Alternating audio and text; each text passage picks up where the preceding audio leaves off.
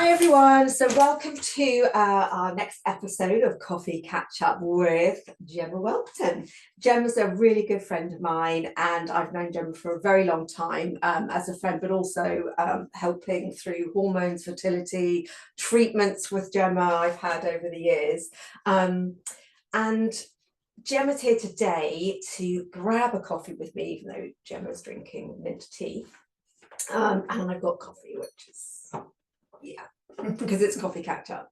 But we've been speaking as friends, similar ages, mums with kids, and for this kind of podcasting out on YouTube, it's really interesting. And the majority of people that kind of listen to this will be in the legal profession, not wholly, but tend to, and a lot of women and men, and of all different ages. So that's kind of who we'll be speaking to. But I'm just going to fire some questions out to you because I'm fascinated why people become a specialist in their subject. So I'm going to actually start with that. So basically, what did draw you to that, to specialize in fertility, and especially the reflexology that you went into? So yeah, can you share your personal motivation and your passion for working in this field specifically? Yeah, I suppose actually it was having 4 kids and finding something that I could work around the children, right? And the hours that I wanted to work. So it really sort of started from that. And the fertility, I suppose, is because that was my passion. And because it's my passion, that's what I wanted to explore, and that's what my journey was. As the more you work with things that you love, the more you want to discover them. So I think the fertility thing probably was on the back of that. That's so interesting, isn't it? Because loads of tend to be women, but not always, but we tend to be doing something, then it's family time, and then it's kids, and we'll talk about kids a bit later, as in how you found changes in trends along your decades of training, about especially people in professional services, how they've waited longer maybe maybe to find a partner, or just kind of settling into it. We're getting older and older, having kids.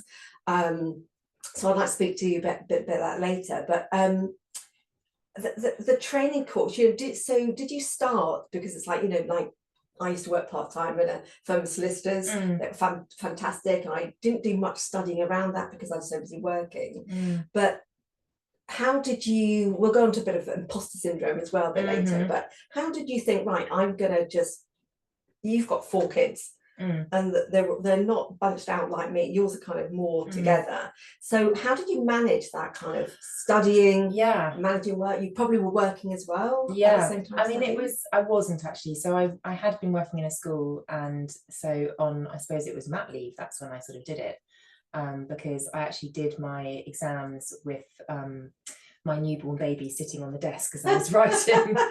And thankfully he was very well behaved, but so that's when I did it. It was hard. It was really hard, but it was really empowering at the same time, and I'm really pleased I did it. And I think it was it was just about taking back control about how I wanted to manage my future, right? Being a mum, and how much input I wanted to put into my kids, and also as a woman, and validating myself in terms of my career and what I wanted to do, and the importance of that, and the importance for my children to know that I am actually somebody that is important in terms of the workplace, and has an input. So I think that's important. It's really important. And actually, perhaps you can discuss how you were disciplined enough to have that newborn baby, because I know what you're like. You just want to cuddle and nurture. So to be able to be really disciplined, how did you what would you say to people thinking, oh, I've got studies, or I'm trying to conceive, or I've just conceived, and it's just been such a breath of fresh air for them to be able to go through that journey if they struggle, but they still need to. I don't think I had discipline. I think it just is you know, you've got X amount of hours in your day, haven't you? And in those hours you can do whatever you want to do, but you have got fair few hours. So, you know, it's how you're going to distribute that. And as long as your kids are sorted, then the time is your own. And that is, you know, and it should come from, you know, I'm lucky enough to say that whatever I do comes from a position of passion for me. Yeah. So actually learning for me was because I wanted to, not because it was a chore, you know. So totally. So there was, your end game was really just at that time you wanted to excuse me, you want to further your development, your personal development, as it were, and take the opportunity. Yeah, no, that's a really kind of lovely tip, isn't it? Actually, to think, actually there is finite time we've got in the day, so use it efficiently. Exactly, I use it efficiently and use it to make you happy, whatever that might be. And for me it was, you know, I love what I do and I love learning it. You're so good at it. Thank you. I go out for a coffee every morning with her, and then literally people where we live will be coming up saying hi, either she's like instead of a rainmaker, you're a baby maker, or you know, people helping you. You're a real nurturer and but qualified highly. So I'm gonna put, we mentioned a little bit about imposter syndrome, and I was at an event in London. It's a big event. It was full of like litigators, barristers, a whole plethora really of really women. It was a women event in the legal profession. And one of the questions that one of the speakers was talking about was imposter syndrome. Who had it in the room? There must have been, I don't know, 70, 80 women in the room. Every single woman put their hand up, every single one. And I'm just going to throw it out to you. Have you ever, your face is telling me that you have had or do have imposter syndrome, but you're highly qualified. You've worked so hard to get where you are, so you know innately that you can do it, and you're very experienced. But I would say, first of all, have you encountered it? Can you think of any like examples where you think, oh gosh, I couldn't do that? Almost daily. Okay. And I, you know, I think about this question a lot because I think it's in the affirmation of my job. So yesterday I had a client, and I'd obviously seen her last week, and I must have mentioned that I didn't think her cervix was ripening or ripe, which is fine, you know, like it's, but that was, you know, it was a comment I made. And seeing her yesterday, I could feel the ripening. And she said to me, you were right. My midwife said that my cervix wasn't ripening.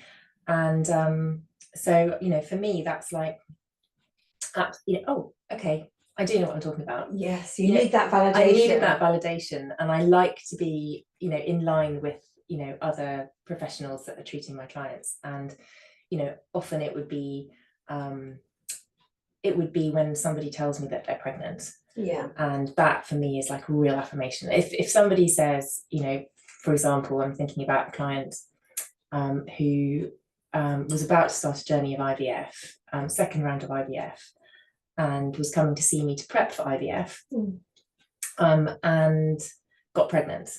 And, you know, there'd been a good couple of years of struggling, and the difference that she had done was take the treatment that I was offering. So, you know, from her perspective, the reason why she was pregnant was because she'd been having the treatment. That is affirmation for me. Yeah. But until I get to that point, I'm like, really? Am I doing it? I'm not, but I need the affirmation. So, so it's a sort of a journey every day, I think. Yeah, I guess so. And I think as an holistic therapist and complementary to so many, you know, like you say, you work with work alongside the midwifery, and you're really there with clients, you know, full circle, before conception, struggling to the end. It can be very, I guess, you know, if it's, you're going to the shop, you're buying a product, like, yes, that's right, the product has been bought, but it's like a long journey to get to that kind of actual product. So yeah, but you're, well, clearly from all the things, you are not alone. We have it all the time. So it was quite interesting because I was going to ask, how do you overcome it? But actually it sounds like your day-to-day is just knowing your value, your experience, I think it's the affirmation from the clients, but literally every time they do it, I'm like, oh, good. Yeah. And do you know what? it is that kind of affirmation, isn't it? Because actually we don't get that in so much of our lives, come what may. But imposter syndrome is always fascinating psychological subject to me, about why we battle it down and why women tend to do it more than men. Of course, men still have it, but yeah, and this is, you know, it's a really personal journey that you're taking people on. So it's really meaningful. It's not like I'm saying, you know, I'm helping with SEO or something, and I'm a bit of, you know, that geek, and I can see the figures and I can measure that. But until, like you said, you've got that little bundle of joy, or you've got a couple or a person to be really, really secure in what they are, and you've got that physical little baby. I mean, it's such a joy to be able to be in this industry. Yeah, I'm gonna just take it around about. There have been so many over the decades and centuries, you know, the taboos around certain things, and I think it might be, you know, we'll talk about menopause a bit later, but taboos around struggling to get pregnant. It's a massive thing. Oh yeah, absolutely. And I guess this, you know, because you are so confidential, so discreet, very similar to the legal profession. Actually, they've got their duty of care on there. You know, everything's confidential, everything's discretion, and therapy. So have you found, I'm going to ask you a question, you know, what have you found with the pressures when it comes to your clients struggling to have children? Could you give us some of your, what do you think of the emotional and societal changes that you've seen over the years faced by couples and individuals dealing with fertility issues? And by that, I mean, have you seen, you know, emotionally kind of like guarded, like it's not me, it's someone else, but also the society, like actually, you know, there's a lot of us. We talked briefly a bit about, you know, a lot of couples or women, you know, are waiting longer in their life cycle to maybe think about having a family. So, and I guess demographically, absolutely, that's a huge thing as well. I was speaking to a midwife, and she was saying to me, I mean, so she works in the special baby unit of maternity in a hospital around here somewhere. And she was saying, what did I think would be the average age of first-time mum in her department? Now, bearing in mind that the demographics is this area, which is quite a rich, affluent area, but also that, you know, we're talking about potentially multiple births, older mothers, IVF, you know, so that sort of area. So I was thinking, well, must be later, so must be older. And I think I was thinking, oh, I'm pushing it by suggesting maybe sort of 45, maybe. Thinking, you know, that probably not, but 45. And she said 50. No way. It really drew me. I was That's like, so whoa. interesting. She also said that she had a mum on her books at that time that was 65. Gosh. So in terms of the age, I mean, she also said that she used to work in a different demographic area, and the average age was 16. So, you know, we are talking about varied demographics, but actually around here, that's what we're looking at. I mean, that has really shocked me. Yeah. I come away from each one of these little episodes learning something bonkers, like Evie Whitehead last week, who, if you don't know, gosh, I've got to introduce you. She just told me that our colons in women are 10 centimeters longer than men's to get around. I learn everything. So for me, I do remember, you know, so a lot of people, you know, we are based in kind of Bucks and Marlow, around that area. So it does tend to be more affluent. And in that case, of course, you'll be seeing more clients who have either waited or they've struggled, or you know, there's so many kind of aspects. But I remember when I had my first son, Joe, as you know, I was 29, and my mother said to me, "Oh darling, you're ever so young, are you ready?" Because she had me at 40 back 100 years ago. And but my really close friend that I went to school with, she lives in a gorgeous place, Sonning, but near Reading, and she said we were pregnant at the same time. She was 30, and she said she was by far the eldest, Interesting. And of course, therefore, it's probably more natural pregnancies for younger people. But I think the societal change, do you find that your clients, I mean, you're not necessarily seeing them out and, you know, going out, but Yeah. when you hear them speak, do you feel like they're much more open to say to people, oh yeah, we struggle, we're going through IVF, or actually we're fine, you know, we've sourced you? No, right, still. Actually, interestingly, so many couples, or so many specifically women, which is Okay. actually such a shame. Yeah. You know, if you think that it takes 2 people to have a baby, Yeah. and 98% of my clients coming for fertility are women, Yeah, that does not fit the stats of, you know, of where the fertility issues are. Yeah. But so many of my clients don't tell people what they're going through, and actually for lots of reasons. One, for the workplace. You know, a lot of women don't want actually anybody knowing. Yeah, of course. Because, you know, it shapes how people view them. But also they don't want their friends knowing. You know, it's such a private business, and it's such a kind of a solitary business, you know, and so yeah, I mean, I have clients that, you know, actively know other of my clients that, you know, don't want to come in, you know, don't want to make appointments on the same day just in case they see each other.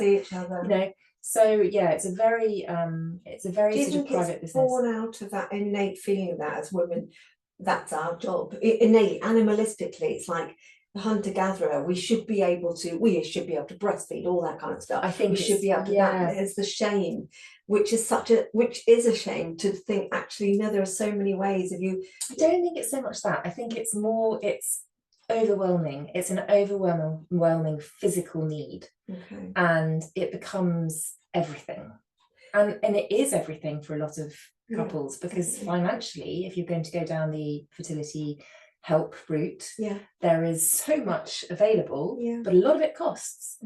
So if you're investing in fertility, it's a big financial thing.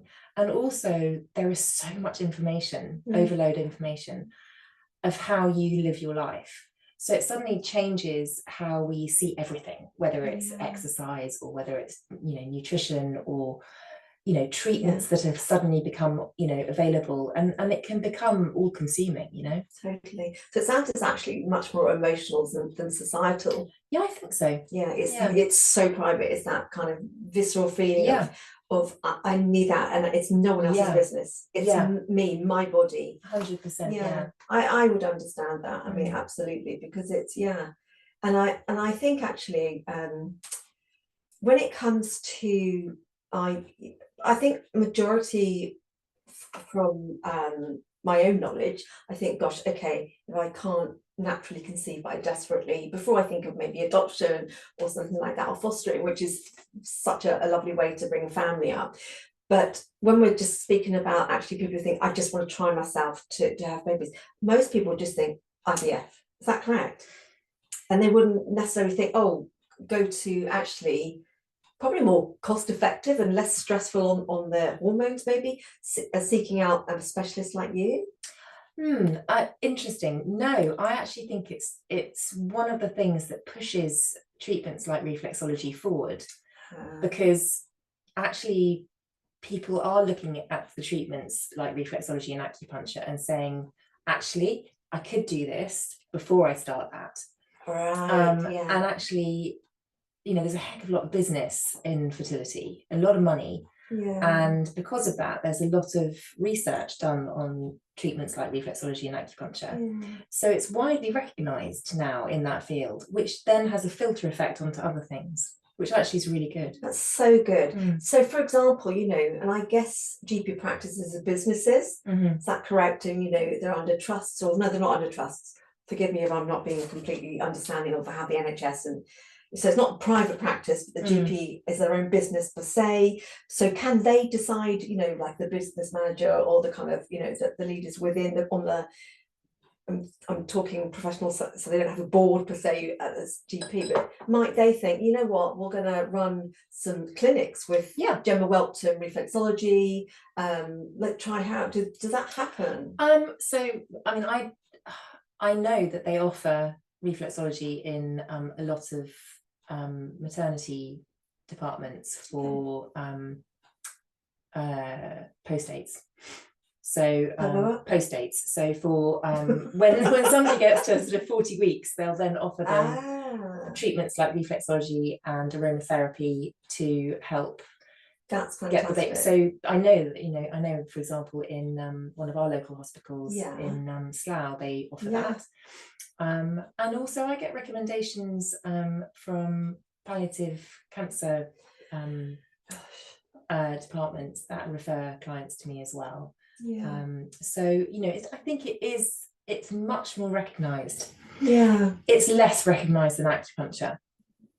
Yes. And because there's been a big shift, I think, with they're saying, actually, I don't know if it's the nice guidelines or I don't know, you and your peers and colleagues within kind of fertility and holistic and complementary kind of therapies will know that I think the acupuncture has been given like the thumbs up medically. But why? I mean, reflexology, to me, it's just, it goes hand in hand. It's because it's less regulated, right? And I understand.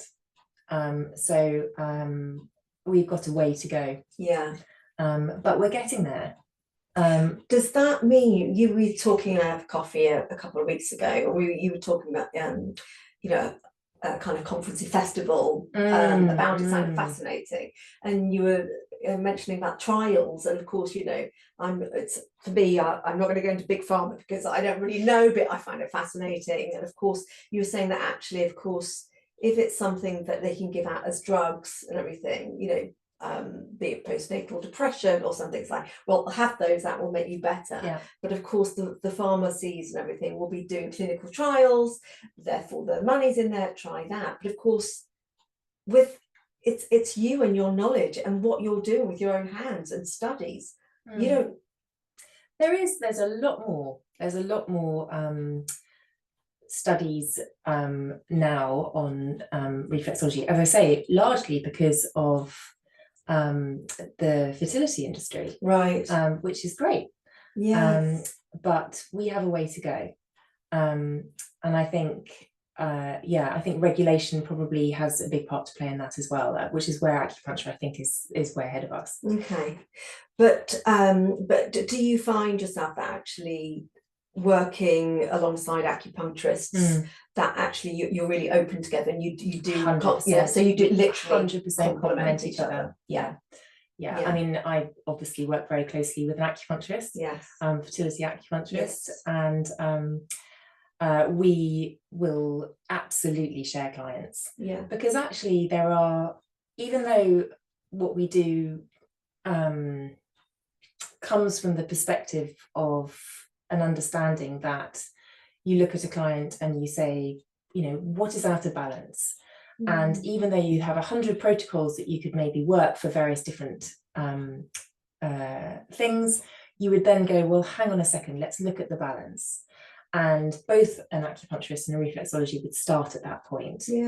And we cross over. A lot of the points that maybe I might do might cross over, and certainly we'll be treating similarly certain things in certain ways. But there are places in the fertility journey, for example, where maybe actually reflexology is better, and equally in the fertility journey, acupuncture is better. So I often think to myself with my clients, if you were my daughter, with the knowledge that I have in my field, where would I place you for your treatment today? Would it be with me, or would it be with an acupuncturist, or would it be a fertility clinic? Where would I send my daughter? That's such a good analogy. And I always think to start with that point, because then you're giving the best treatment. And if it's not the right treatment, give them to somebody else. It's a wholly total duty of care. It's not about money. That's not why I think a lot of people are in the kind of, not necessarily just fertility, because of course some people make shed loads of money, but from a different reason. But I think you're a healer of times, and I think people innately who like to heal and nurture, it's not really about the money. That said, you still have to feed your kids, you still have to have a mortgage, so you can't give everything away for free. But it's actually having that real honest kind of being transparent. Yes. So actually right now I'm not right for you. Yes. Come back if you Yeah. think, but right now I really think. And that's a really lovely way to give that kind of, you know, it's like a once over thing. Okay, I've got you, I've done. So actually, I'm probably doing kind of, can you give me a kind of run through, if possible, because I know that we're all individuals. If I've come to you, what was the first thing you would do if I'm like, Gemma, I'm trying for a baby for years and years and years, really struggling, not ready for IVF yet. What you know, what's the first thing that you know, it's daunting. Yeah, absolutely. So I'd have a lot of questions for you. You know, I'd want to know all sorts of things about you and your partner. Yeah. And so it would be things like your age. I'd be wanting to know, you know, your BMI. I'd want to know a lot about your cycle. I'd want to know whether your partner had done a sperm analysis test. There was a lot of things that we would talk about in the first session. And then I almost certainly would tell my client that knowledge is power. Yeah. So give them advice about their cycle, you know, how to know when they're ovulating, how to really understand the dynamics of getting pregnant. Yes. You know, what is involved, what's important. I would go through a whole load of advice about nutrition. Yeah. I'm not a nutritionist, so the advice I would give would be from my association, and it's, you know, all 100%, you know, tried and tested. Yeah, of course. And I would then give them hope. Because that is a big thing for a lot of couples, you know, because they'll come to me because they can't, and that they're at a point where they feel low and vulnerable, and so then I give them hope. Yeah, and you know what? That's a really great initial consultation, isn't it? Because actually you want to away thinking, come what may, someone's listening. Yeah, someone understands. And someone's giving me hope. Yeah, but I think it's really interesting, you know, if anyone comes to you, and just by the way, I'll obviously link everything to you, you know, confidentially, one-to-ones, whatever, you know, because there are so many of us, like I said, so many people that might be listening to this that might be thinking, it's for me, or you know, gently, he's a friend, or it's a very, very personal thing. But it's really interesting to talk about the BMI and stuff, because actually we are so much fatter than we used to be 20 years ago. And I think people who are working non-stop, I mean, I'm terrible because I tend to be very sedentary. I keep thinking I'll get a dog and I'll walk more. I haven't got a dog and I'm not walking more. And we've just got, you know, trying vintage clothes on from the 60s, 70s, size 12. Yeah, I know. Whoa. Well, because we've got stretch lycra nowadays, haven't we? So everything stretches. Everything stretches. But actually, you know, of course, that has to come into play. We have to think about ourselves. So I think it's maybe a good starting point, because people, you know, we tend to, you know, maybe someone will sink a bottle of wine. I know so many women, so stressed, we get to 5 o'clock, wine, stressed. Oh, and also, I guess with your partner, you become desperate. Then that loving relationship's not really there. It's just like, I have to have a baby, so it becomes. Yeah, I think food is, I mean, you know, I work with a lot of women who suffer from PCOS, and weight can sometimes play a big part in that journey. And you know, for women that struggle to maintain, you know, their BMI, it's really not helpful to be suggesting that they need to lose weight or judge them for that. So actually, on that level, it's about, you know, really empowering them to go, you know, are you eating healthily? Great, fantastic. Are you taking supplements that you need to take? Fantastic. Then there's absolutely no reason why you can't get pregnant. I mean, obviously, might be other reasons. Of course, you know, but actually, it's about looking at the individual and just knowing what they need. And often with somebody who might be a little bit more overweight, it's a long journey, and it might be something that you might almost sideline a little bit by boosting up a whole load of other stuff, because actually that's much more important. I hadn't realised that you've got a lot of clients, or you do a lot of work with PCOS, Polycystic ovarian syndrome. And I think actually that's another, I think a couple of my cousins have that, have been able to have children, actually, very Absolutely, successfully. yeah. But I think it's that shyness that comes with it. And, you know, friends who I know who have this horrible condition, it's very debilitating. And then actually it's one of those cycle into depression, obviously. Not. So actually that's really good to know that if anyone comes out there, you deal a lot with that as well. Absolutely. You know, oh, you need to write a blog on that. Oh. But so sorry if we've gone off. Well, we haven't gone off topic. Everything's just so interesting about it because it's like you said, fertility, hormones, working, you know, with the government, you know, they really want us mums to go out and work, and that's that value for us. But actually some mums just are there to nurture. We don't want to work. I mean, I do, but you know, I've got to use my brain. But actually it's a real tough decision, you know, having worked in the legal industry for nearly 30 years. Well, I'm so old. That means you're so old too, even though we're not really. I'm only teasing. So let's say me to think we are. I think we are. But actually, when you've told me that the stats from around here are women 50s up to 65, I'm like, whoa, we've got a way to go before we have our first child. I know, gosh. So, but it's, I was going to say, you know, in the legal profession, I don't know if it's changed as much as it could have. I wrote an article for Modern Law, and one of the questions was, what have I seen changes for women in law over the decades? And I spoke specifically about maternity leave and gaps, and I did notice, and I'm not sure, I haven't seen a massive change of women in law getting there. You know, however the social kind of, you know, mobility is, because there's now you've got the apprenticeship silence, which is fantastic, or you know, you're going to convert your law degree or whatever, you finally get a training contract, you're in, you think, gosh, that's exhausting, I'm in, I cannot, oh my god, I'm 28, I've fallen in love, I'd like to start a family, or I'm struggling or whatever, but actually I'm going to hold off because I want to make a partner, or I'm going to be seen as not good enough. It's okay that men are there like, oh, the family person. I've seen that, you know, I don't know, there's been psychological experiments where someone's got, you know, they've taken a team of a group of people in the experiment into a room where it's kind of a boardroom, and there's no one in there, but they can tell it's a man, CEO or senior partner. There's a picture of him and his family on the desk, and they ask people, what do you think this leader is like? And they pretty much all say, oh, a real family man, so real trustworthy, you know, good leader, good culture. Do exactly the same, say a picture of a woman with a family, what do you feel? And they all say, oh, she's probably going to leave early, she's not thinking about the team.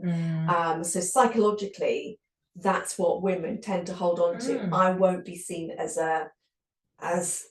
you know, valuable, as an expert, as all these things, and I don't think that's changed as much as it should have.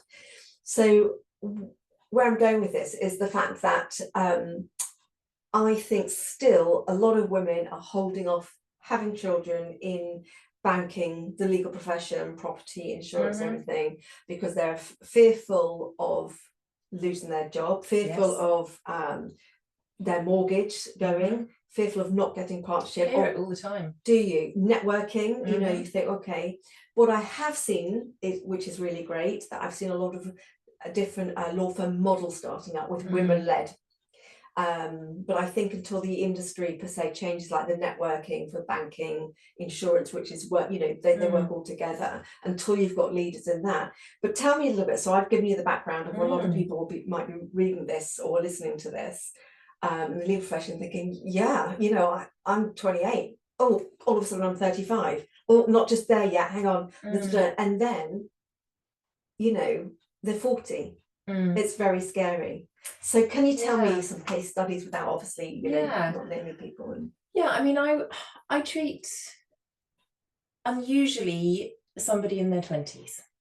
That would be unusual for me. But what does that say? Does that say that actually you need more help when you are older? Or does it say that you've got more money when you're older and you can have treatments?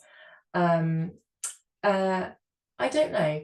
I think there is so many amazing options fertility wise for women, and all too often I hear women being told that, you know, in their mid-30s that they're, you know, they're past it or they're too late. What's it called? Geriatric. And and actually, you know, that's poor information, and not helpful for women, because I'm sorry, but a lot of women do work really hard to get to where they are and don't start, as you say, their journey till they're in their mid-20s. So, you know, you can't say that women have to start earlier, because actually that's not the reality. So instead, what we need to do is give women the knowledge, you know, the actual facts. And the facts are a lot better than I think a lot of women think. And there are many options. You know, there's of course, you know, even coming up to, you know, when I talk about a woman in their 50s, you know, obviously you can conceive naturally if you have a period, that's fine. But, you know, we have IVF, but also donor egg. And, you know, donor egg is a fantastic option for couples. And there's so much more information about that in terms of epigenetics. Which sort of the structure of the embryo, what genes are going to be put into that little baby. And actually it's fascinating and really empowering, I think. So, you know, certainly the journey goes on.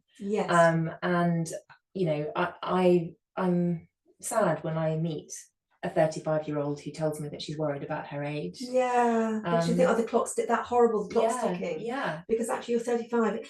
And I used to write a blog in a magazine for legal advocates, you know, it was Musings of a Menopausal Woman. And I had some statistics and research that I did on this. And we are living so much longer, but in a decade, I'm sorry, in a century, so we'll say we're living, I can't do the maths, so say, but 100 years ago, the mortality of a woman post-menopause was maybe 65, 62, 65. It's now in our 80s at least. I think it was 100 years ago, the menopausal age was 52. Back then, so you know, there wasn't lifelong, so people weren't thinking, you know, generally speaking, women didn't have the job to be had. We couldn't even vote, for the love of God, you know, we didn't have our bank account, we couldn't get a mortgage, so we very much relied back then on our, you know, our partners. What's the age, do you know, of menopausal women 100 years later now? I don't know if it's changed an awful lot. It's 53. So we're living that much longer, Gemma.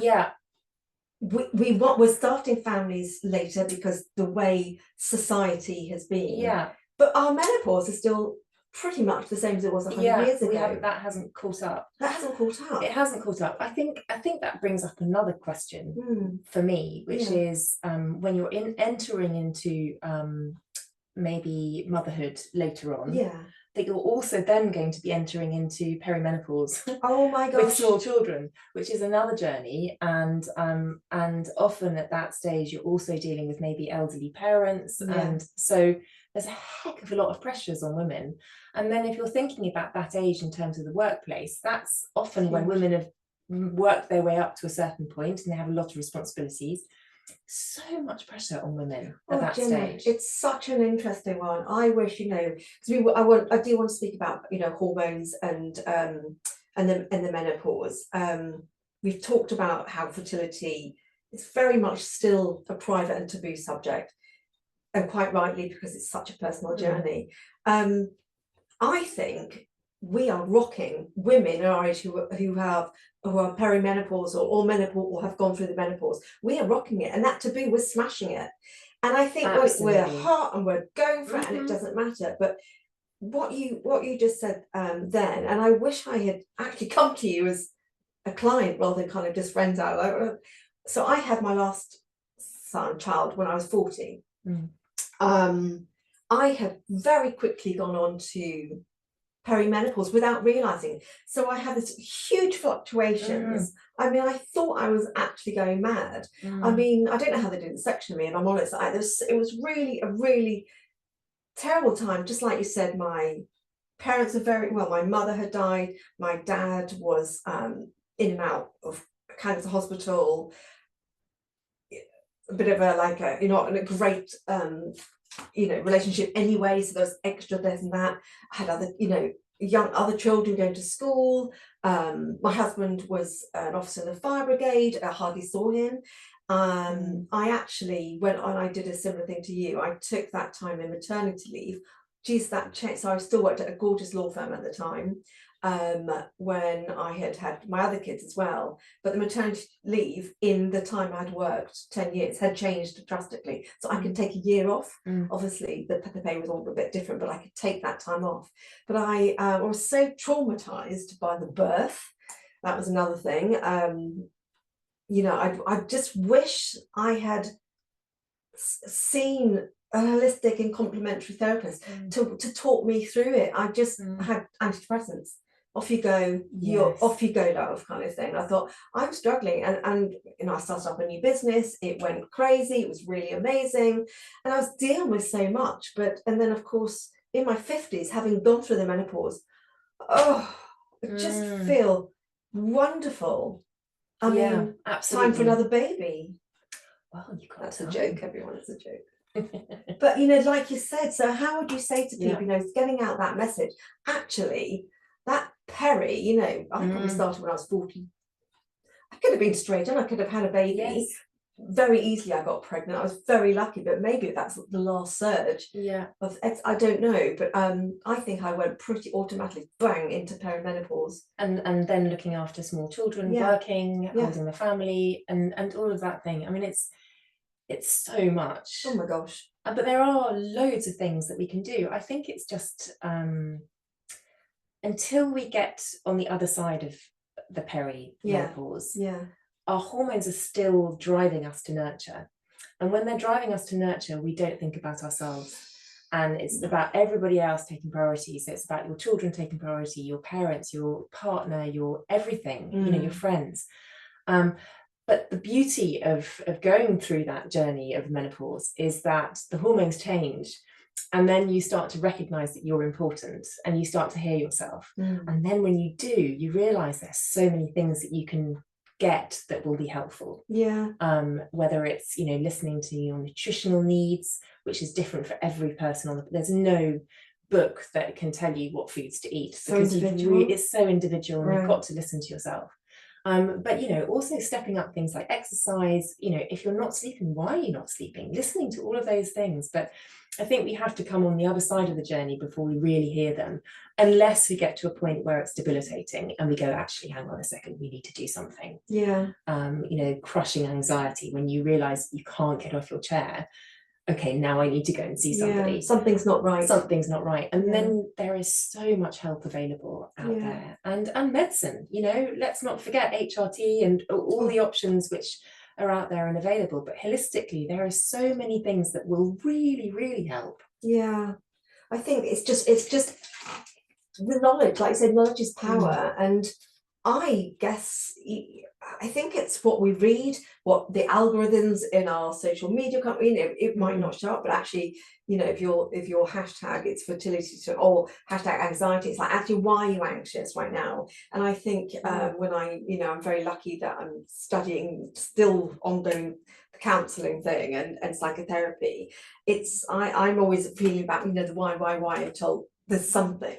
But actually, you're just like, I don't really know. I'm just anxious. Like, hang on a minute. That you need to go and see Jemma, because it's very possibly hormonal related, or there's something going on. I'd really like to. Gosh, we've been speaking for ages. This is amazing. I'm learning so much.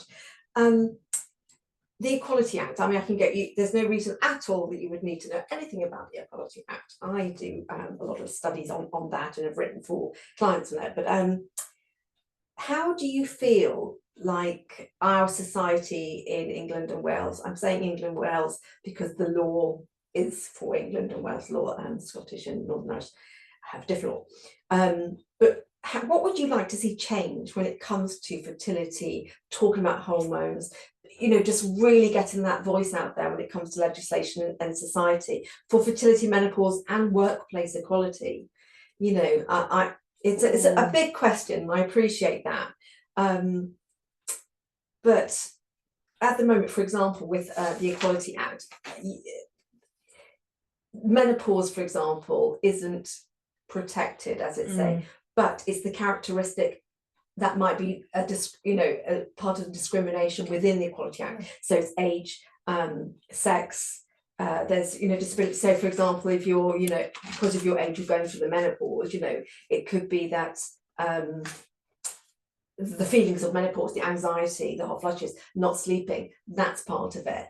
And I think having policies at work is all just a bit of a tick box. Yes. It's how you control it, and maybe having workplace, being able to just kind of have, I guess, peer support, or maybe just talk about it, pamphlets. You go to the GP and there's pamphlets about this, something that Gemma's written, or whatever it might be. But actually, legislation at the moment is okay, but there's not. I don't think the people at work are letting people understand this is actually you should be protected. So I think people tend to think, oh, disability, the physical attributes that people see. But yeah, do you think that, be it in a bank, in a shop, in a legal profession, whatever it might be, do you see, because you're going to see couples coming in from all walks of life, and probably around here, as it is, like you said, it's quite an affluent area, so people will be more professional services, wealth management and stuff. I would say that when we talk about equality, it has to be for both sexes, and until we get more support for men, actually, with journeys like fertility, we're not going to see equality generally. And too many of my male clients struggle to get time off, to be at the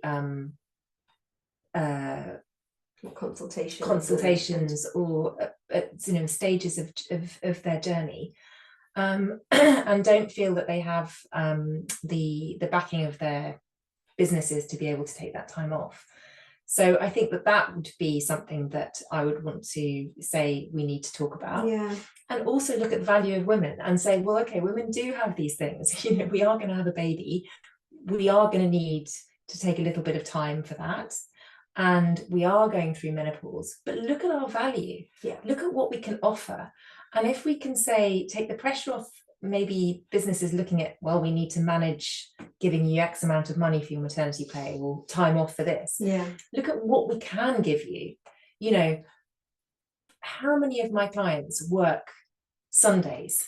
Because actually that's a great day for them to actually really do some work. Maybe lots of men don't want to do Sundays, and so look at the long-term value, look at the commitment that a woman goes, well, you know what, my maternity pay was brilliant. I really love the fact that I've got a supportive company, so I'm going to give them everything. I'm going to stay with them 10 years longer than a man that might want to then go off and do invest in me. Invest in me. Look at the positives of us women.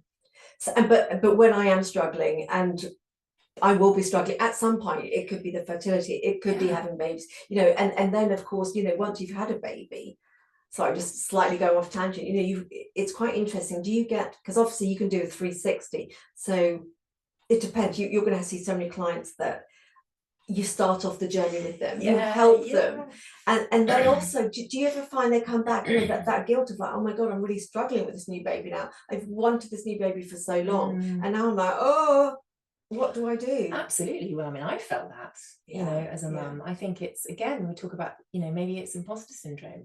Am I doing a good job? Do I love them enough? Am I giving them enough?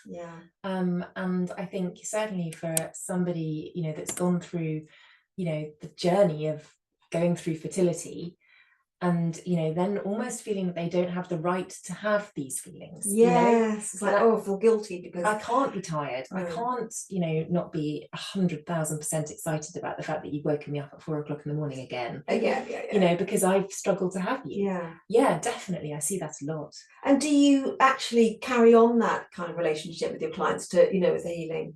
So you totally lit up when I said about that 360 thing. So I'm very aware that we're nearly out of time, and I know you have to dash off more clients, but give me just one gorgeous, case study that you wouldn't write a case study, but, client kind of thing where you've started a journey and you've just seen this gorgeous, maybe a problem they've come with, or they're just struggling, but you think, oh, again, that affirmation, look, what I'm doing is really helpful. I love doing the whole journey. So I love starting off, and I see this woman on my couch, and says to me, I can't deal with any more of my friends having babies. And I know that sounds really mean, but I can't go and see her because, she's pregnant, and I know I want to be there for her. I love her, and have that conversation with her. And then I'll treat her throughout her pregnancy. I'll see the joy on her face when she gets pregnant, the joy when she gets to that 12 week mark, and then sort of easing maybe gently into the pregnancy. And then, working with her at the end, she has a really empowering labor, absolutely fabulous. I get to meet the husband, the partners, and be part of that journey. And then, maybe I'm lucky enough to be with them in labor. That is the most beautiful thing. And you do hypnobirthing as well, don't you? Do hypnobirthing, and I'm a doula. And you do, yeah. And there's a little point where, when you're with a couple, and it's almost like you're looking at something that is the most intimate, magical moment, and that you're lucky enough to be part of that. I could tell you a million stories, but yeah, it's a joy. That's just magical. It is magical.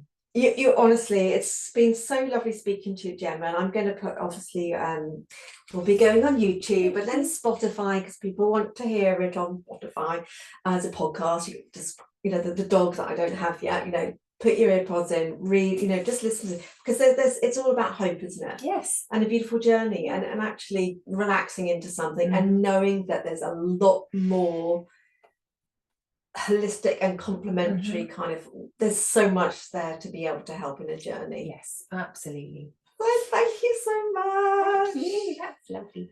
Anyway, so I will stop recording, everyone. Thank you so much, and ciao, everyone.